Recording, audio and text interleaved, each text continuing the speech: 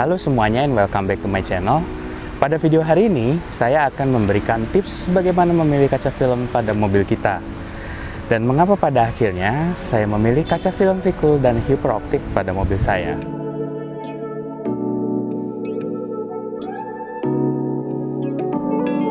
Pada saat kita memilih kaca film, sebenarnya ada 7 variabel spesifikasi dari kaca film yang dapat kita bandingkan antara satu merek ke merek yang lainnya. Dan dari 7 variabel ini, sebenarnya cuma ada 3 yang paling penting menurut saya. Yang pertama adalah visible light transmission, atau bahasa awamnya adalah tingkat kegelapan dari kaca film. Pada spesifikasi ini, biasanya angkanya terbalik dari bahasa awam yang kita pakai untuk menentukan seberapa gelap dari kaca filmnya.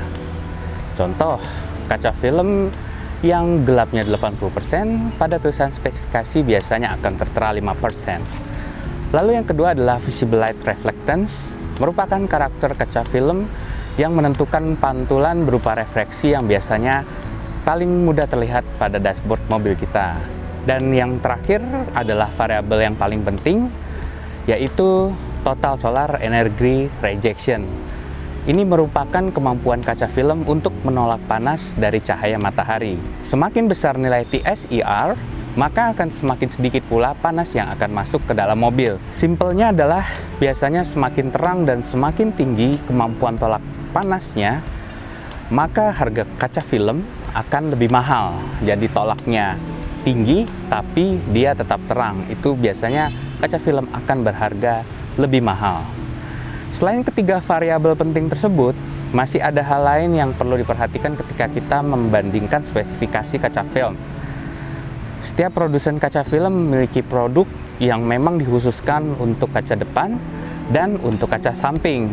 Jadi spek yang untuk kaca depan antar satu dan merek yang berbeda itu harus sama-sama dibandingkan speknya yang khusus kaca depan. Begitu juga yang kaca samping diketemukannya yang sama-sama untuk kaca samping. Kita sebaiknya nggak mencampur speknya secara langsung karena hasilnya akan menjadi bias. Nah, dari penjelasan di atas, contohnya ada pada tabel yang saya buat berikut.